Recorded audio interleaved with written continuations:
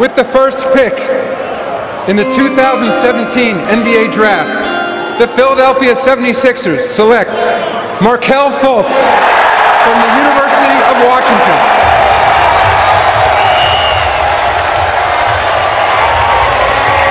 The moment for Markelle Fultz, who was on the junior varsity at DeMatha Catholic until his junior season in high school.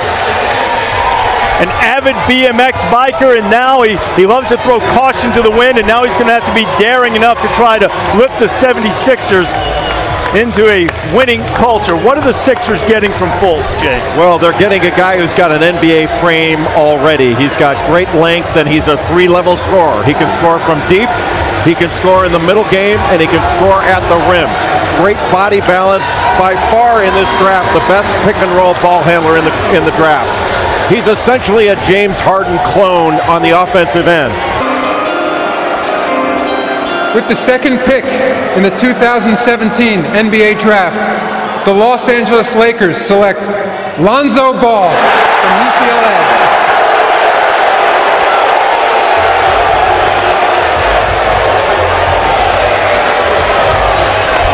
See Lonzo with his dad, his brother, and family and friends surrounding him on this moment that the family always believed would happen. And as much hype as there's been around the Big Baller brand, as Jay alluded to, this guy was remarkable in terms of creating for his teammates. He led the nation in assists. He had the third most assists by any freshman in Division I history. He's basically Jason Kidd.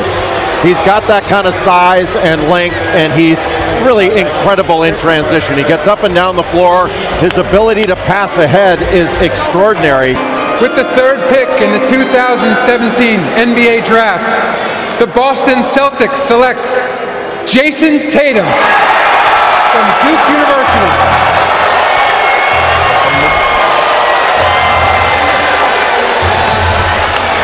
This is the fourth straight year a Blue Devil has been selected in the top three as Jason Tatum follows suit behind Jabari Parker and Jahlil Okafor. And in Jason Tatum, going to Boston right now, and remember I told you at the top, a lot of teams talking in movement, but if you assume that he winds up and stays in Boston, it seems to me that they are probably getting the most polished scorer at this point right now available in the draft. Is that fair to say? It's more than fair to say. I think Jason Tatum represents shooting. Of the prospects that were available right there, the best prospects, he is the best shooter and the best offensive player among Josh Jackson, De'Aaron Fox, and the like. He's smooth. He's long-armed, an isolation scorer. Shoots 85% from the free throw line, and you can put him down in the post, he can shoot over you. He can shoot out the three-point range, and that's something he's really improved. He's got a great fadeaway. He needs a little bit better defensive intensity, but I thought he was just scratching the surface of how good he's going to be. He missed the first 9 games of the season, but toward the end of the year, he was really a dominant scorer. And dominant. With the fourth pick in the 2017 NBA Draft, the Phoenix Suns select Josh Jackson from the University of Kansas. Josh Jackson, a high-energy player, finished his one season with the Jayhawks, 13 double-doubles. That's most in a single season in Kansas' storied history. He was the Big 12 Freshman of the Year. First team all-conference, but as Jay has mentioned, the one thing about Josh Jackson is how well will he score? How will the shooting come along? He's a terrific athlete, motivated competitor all the time, plays hard all the time. Oh, he's a stud. He's a freak athlete that happens to be very skilled. I think he's the best wing defender in this draft. He can guard 1 through 4. He's a very good wing passer, good vision. He can drive it left. He can drive it right. Excellent in transition. You can throw lobs to him. He can play above the. With the 6th pick in the 2017 NBA Draft, the Orlando Magic select Jonathan Isaac from Florida State University. That'll be a pretty short move for Jonathan from Tallahassee down to Orlando. Athletic, skilled guy. You know, he grew 8 inches over the course of his high school career. Now, listen to me closely, especially you, Billis. I'm not saying he's Anthony Davis. I'm not saying that.